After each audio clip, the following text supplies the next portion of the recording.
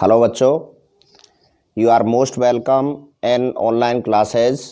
हमारे विद्यालय द्वारा संचालित ऑनलाइन क्लासेज में आपका हार्दिक अभिनंदन है। बच्चों, पिछले कई दिनों से आपकी अंग्रेजी की कक्षा नहीं लगाई जा रही थी।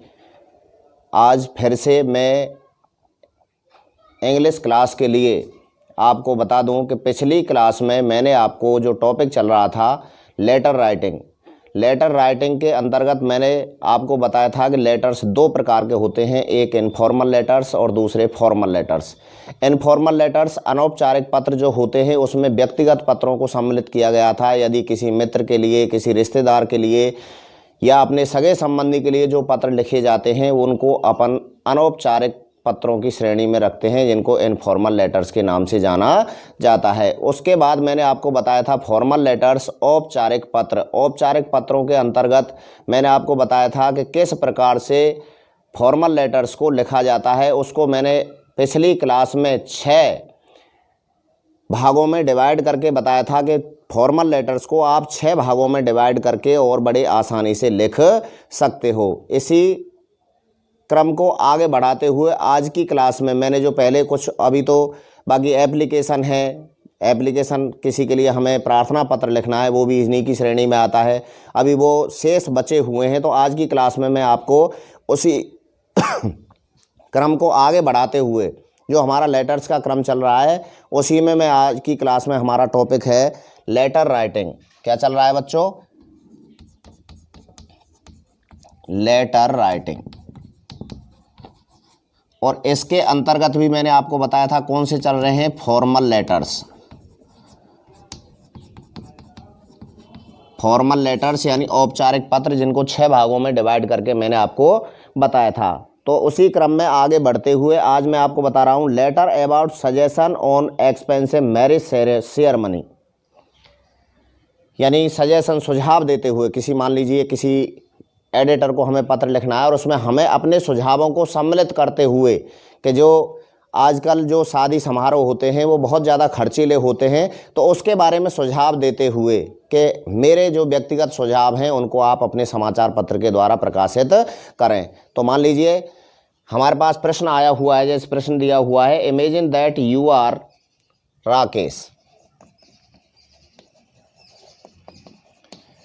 Imagine that you are Rakesh. Imagine that you are Rakesh. कल्पना करो कि तुम राकेश हो। From जयपुर। कहाँ से हो? जयपुर से। कल्पना करो कि तुम राकेश हो और कहाँ से हो? जयपुर से हो। Write a letter to the editor of Jan Jagran. राइट a letter to the editor of,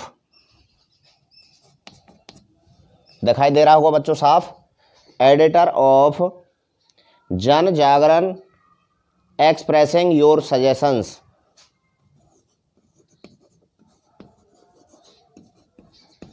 ये न्यूज़पेपर का नाम है। संपादक के लिए पत्र लिखना है। कौन से अखबार का संपादक है? जन जागरण। जन जागरण संपादक के लिए हम पत्र लिख रहे हैं। किस लिए? Expressing your suggestions.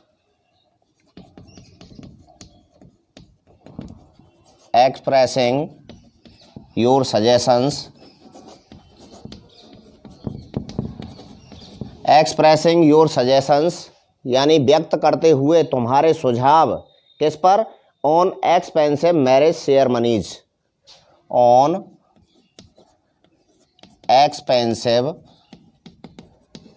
Marriage ceremonies, समारोह।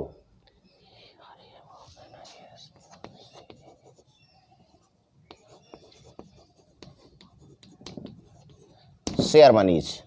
ठीक है बच्चों, तो ये हमारे लिए प्रश्न आ गया। क्या प्रश्न है? Imagine that you are Rakesh from Jaipur. Write a letter to the editor of Jan Jagran expressing your suggestions on expensive marriage ceremonies.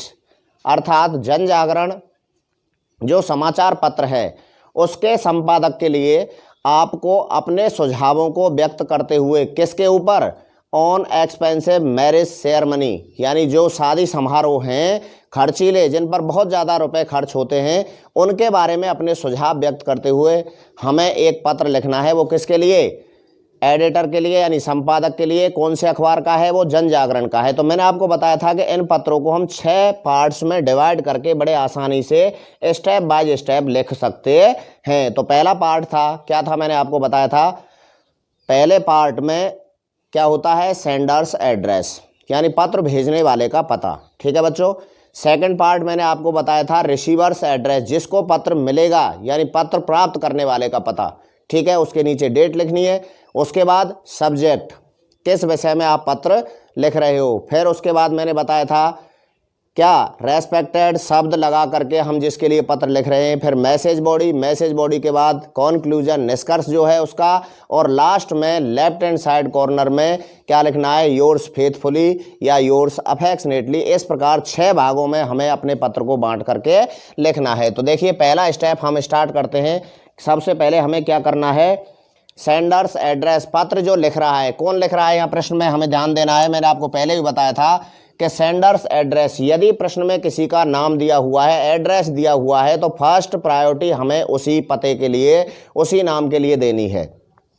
यदि मान लीजिए क्वेश्चन पेपर में कोई एड्रेस या नाम नहीं दिया हुआ है, तो वहाँ पर हम अपने स्वयं का पता लिख सकते हैं। इस बात का आपको विशेष रूप से ध्यान रखना है। तो इसमें एड्रेस आया है, कहाँ से हो, imagine that you are Rakesh from Jaipur. तुम राकेश हो और कहाँ से हो, जयपुर से हो। तो सेंडर्स एड्रेस, पत्र लिखने वाला कौन है, भेजने वाला राकेश, कहाँ से है, जयपुर से। तो पहले हमें जयपुर का एड्रेस डालना है। क्या लिखा जाएगा, कोई भी एड्रेस,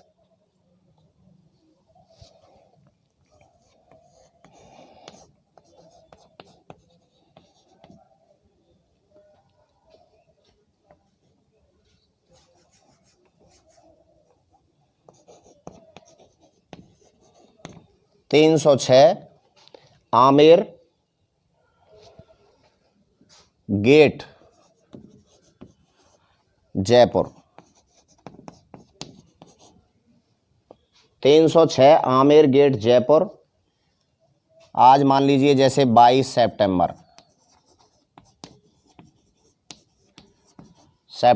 2020। ये हो गया फर्स्ट स्टेप अपना। क्या है, sender's address 306 Amir gate Jaipur 22 सितंबर 2020। उसके बाद रिसीवर एड्रेस, जिसको हम पत्र लिख रहे हैं, द एडिटर, कौन से समाचार पत्र का है, जन जागरण।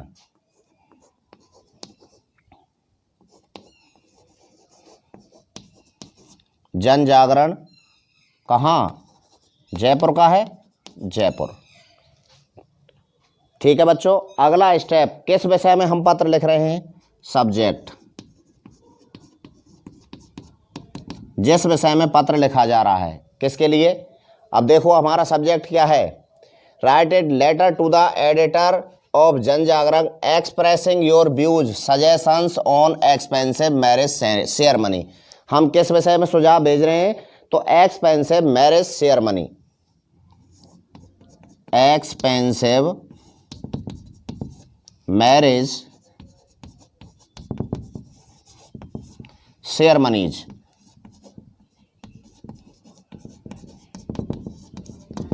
Expensive marriage ceremonies. ठीक है बच्चों। अब इसके बाद हम पत्र लिखना प्रारंभ करते हैं। डियर सर,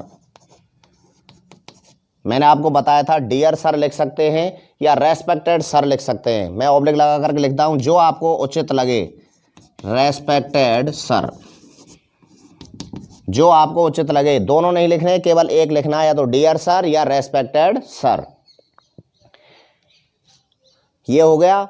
कोमा वगैरह हमें इसका पहले प्रयोग तो करते थे, लेकिन अब हमें प्रयोग नहीं करना है और यहीं से हमें लिखना प्रारंभ करना है। It will be very kind of you,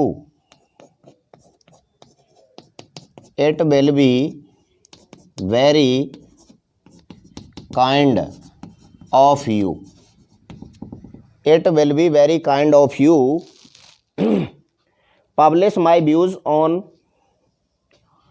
publish my views on expensive marriage share money.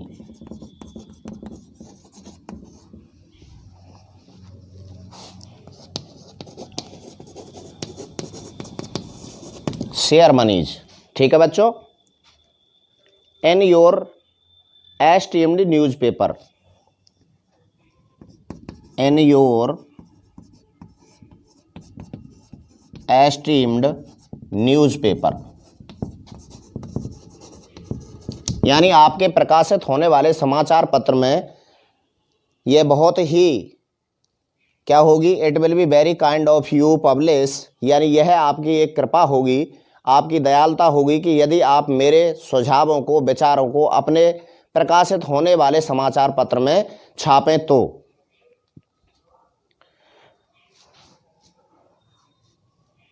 ऊपर से मैं इसको यहाँ से हटा देता हूँ क्योंकि नीचे आपको फिर दिखाई नहीं देगा।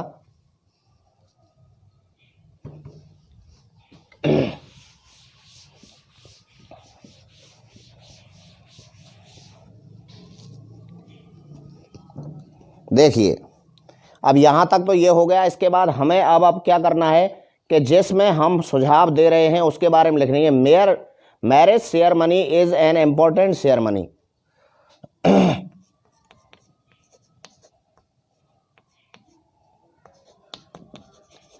Marriage share money,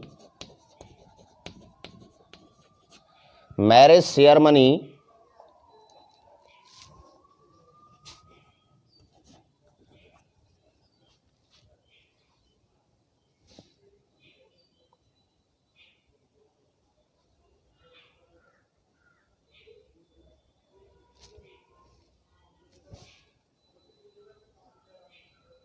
is an important share money, is an important share money। Marriage share money is an important share money, यानी शादी समारोह जो होता है वो बहुत अधिक महत्वपूर्ण समारोह माना जाता है। But today it is becoming very expensive, लेकिन आजकल क्या हो गया है, but today it is becoming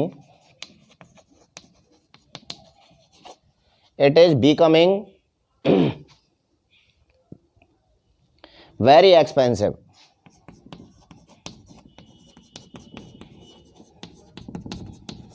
very expensive। parents spend their income of hard labor,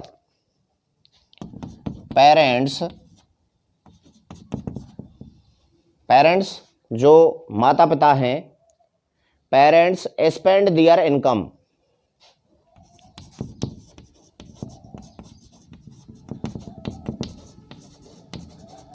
spend there income of hard labor and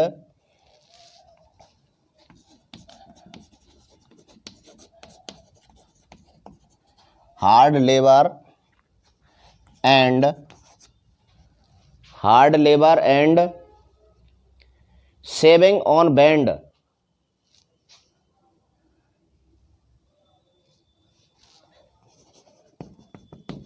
saving on band lights,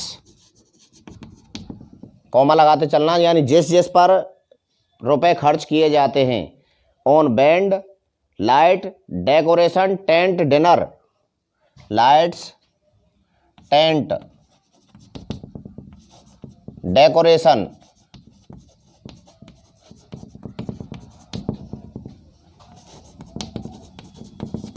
dinners, ETC। ठीक है बच्चों, जिस पर पैसे खर्च किए जाते हैं। In an our,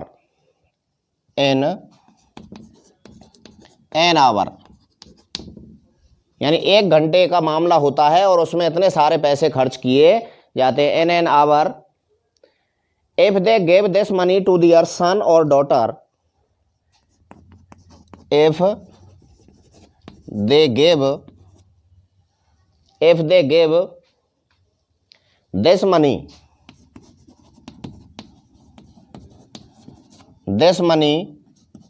to their son or daughter, to their son or daughter, if they give this money to their son or daughter, their future life would be much better. Their future life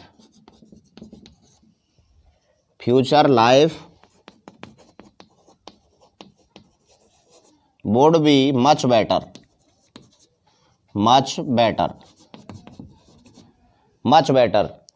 ठीक है बच्चों, यानी इस पैसे को वो अपने पुत्र या पुत्री के लिए दें तो उनका भविष्य अधिक अच्छा बनेगा, यानी उस पैसे को वो अपने भविष्य को संवारने में लगा सकते हैं। तो ये हमारे विचार हो गए जो हमें अखबार में छपवाने थे। अब अपना जो लास्ट स्टेप है, मैंने आपको बताया था कि अब अपने अगले स्टेप में क्या करना है,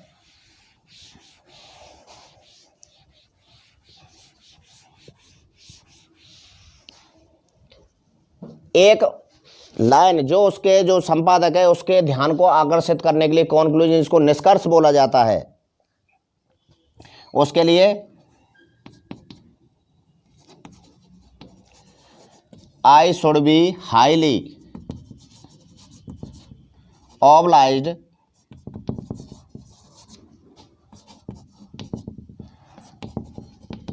for this act of kindness। ये अपना हो गया निष्कर्ष। और लास्ट में लेफ्ट हैंड साइड में yours faithfully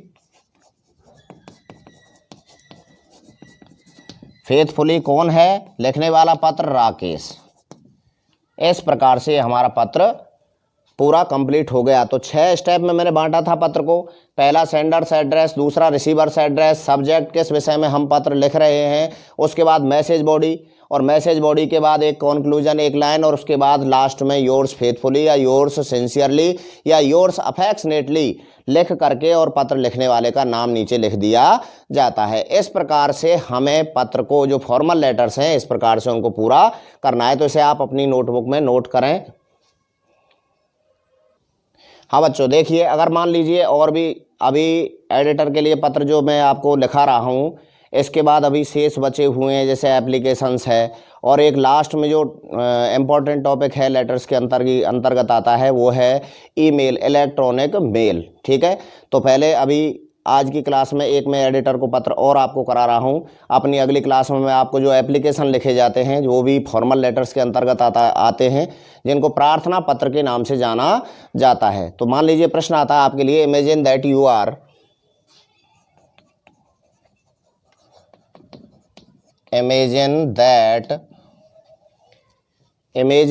you are Mukesh. ठीक है बच्चों, कल्पना करो you are Mukesh from Ranjit Nagar, Bharatpur.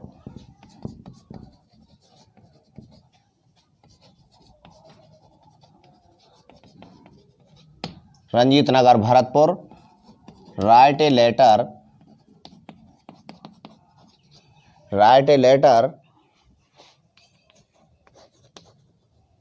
To the editor of Times of India,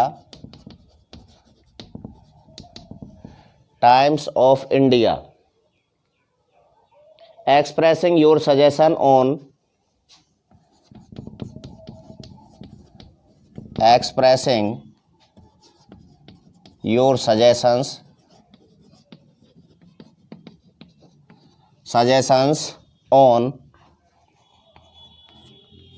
child labor in India। Child labor in India। Imagine that you are Mukesh।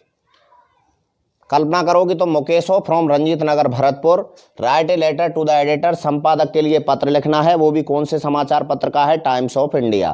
किस विषय में हमें सजेशन देना है, एक्सप्रेसिंग योर सजेशंस, अपने सुझाव व्यक्त करते हुए, किसके ऊपर, child labour in India, Bharat में बाल श्रम, जो चाइल्ड लेबर है, बच्चों से जो परिश्रम करवाया जाता है, हार्डवर्क करवाया जाता है, उसके विषय में आपको अपने सुझाव व्यक्त करते हुए संपादक को एक पत्र लिखना है कि वह मेरे सुझावों को अपने समाचार पत्र के माध्यम से प्रकाशित करे। ठीक है बच्चों, तो सबसे पहले वही अपनी जो प्रक्रिया है, फर्स्ट स्टेप, सेंडर्स एड्रेस, पहला भेजने वाले का पता कौन सा है, Ranjit Nagar Bharatpur 240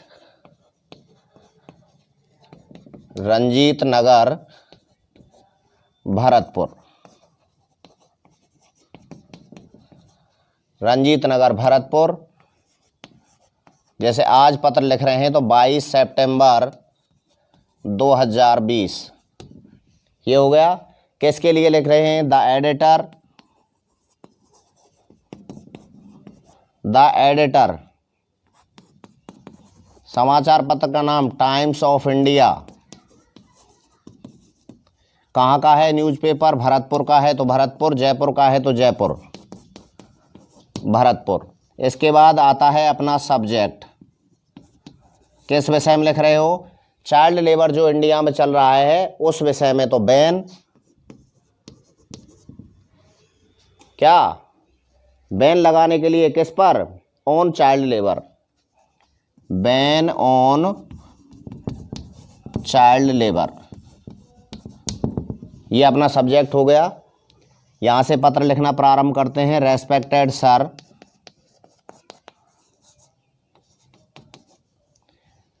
respected sir, it will be very kind of you, it will be very kind of you, it will be very kind of you, publish my views, publish my views on child labor in India,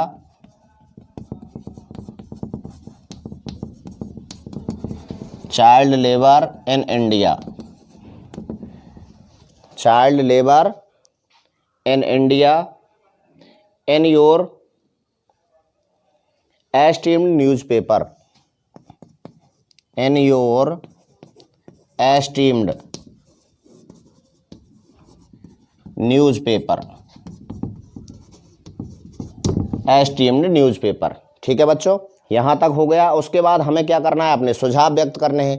तो मैं यहाँ से ऊपर से इसको साफ किए देता हूँ।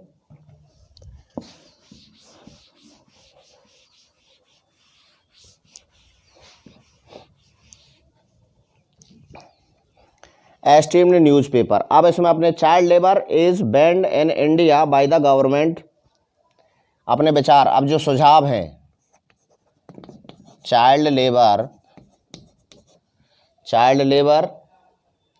Is band, child labour is band in India by government, in India by government,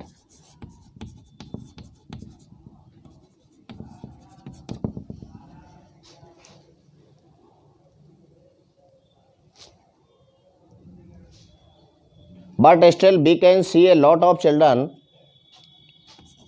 but still we can see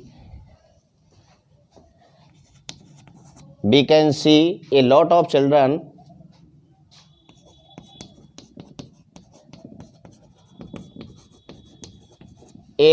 children working at many places, working at many places,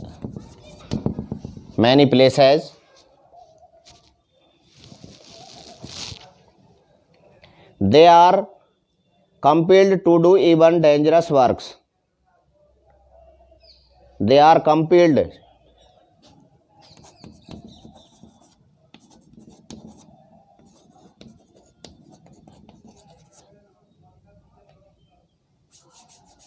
they are compelled, COMPELLED, they are compelled to do even dangerous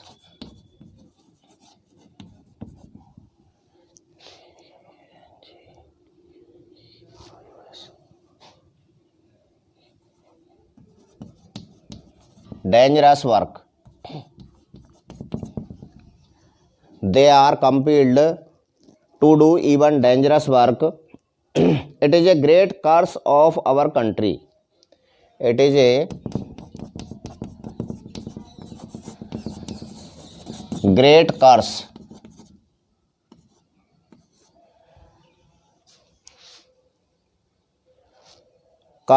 for our country.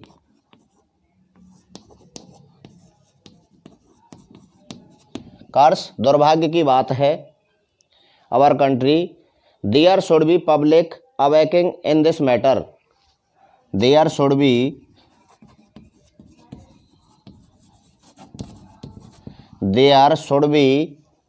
Public awaking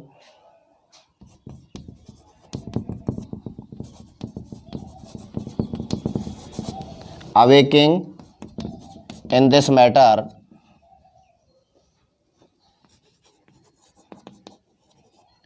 this matter. We should do something in this matter seriously. We should do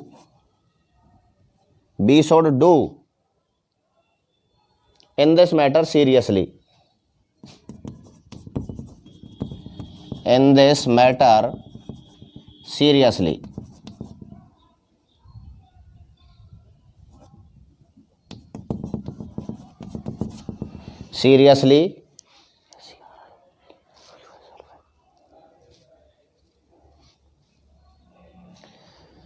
यहाँ तक हो गया. इसके बाद last में वही एक पंक्ति जो हमारी है, किसके लिए बताई मैंने आपको, कि जो संपादक है उसका ध्यान आकर्षित करने के लिए और उसका धन्यवाद देने के लिए कि आप मेरे इन विचारों को अपने समाचार पत्र के माध्यम से प्रकाशित करें. तो उसके लिए एक लास्ट पंक्ति क्या लिखना है?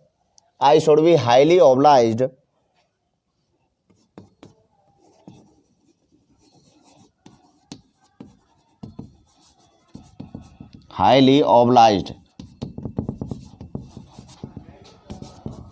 for this act of kindness.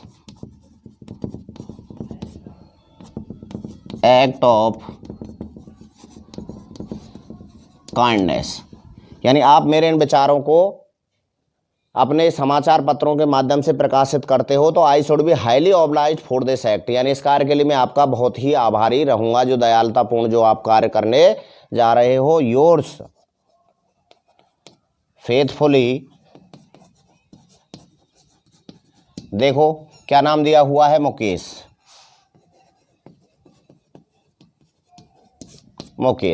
ठीक है बच्चों, तो ये हुए हमारे एडिटर को पत्र जो फॉर्मल लेटर्स की श्रेणी में आते हैं, कि हमें एडिटर के लिए पत्र किस प्रकार से लिखना है. मैंने आपको बताया था बच्चों कि पत्र फॉर्मल लेटर्स यदि आपको लिखना है, अर्थात किसी भी विभाग से संबंधित हो, तो उसमें हमें प्रत्येक लेटर में, चाहे वो कंप्लेनिंग लेटर हो, इससे पहली जो क्लास थी उसमें कंप्लेनिंग लेटर के बारे में बताया था कि कंप्लेनिंग लेटर में हमें क्या करना है. तो उसके मैंने आपको जो स्टेप बताए हुए हैं, उन्हीं स्टेप के आधार पर आपको अपने पत्र को पूरा करना है. मैं एक बार से फिर रिवाइज करा रहा हूँ. फर्स्ट स्टेप सेंडर्स एड्रेस होता है, पत्र भेजने वाले का पता, जो पत्र लिख रहा है, यानी जो प्रश्न दिया हुआ है उसमें उसका एड्रेस यथासंभव आता है, उसी को हमें लिखना है. अगर नहीं आता है तो उसमें हम अपना पता लिख सकते हैं. दूसरा था रिसीवर्स एड्रेस, यानी पत्र प्राप्त करने वाले का पता, जिसको हम पत्र लिख रहे हैं. जैसे यही प्रश्न है इसमें, imagine that you are Mukesh from Ranjit Nagar Bharatpur, write a letter to the editor of Times of India.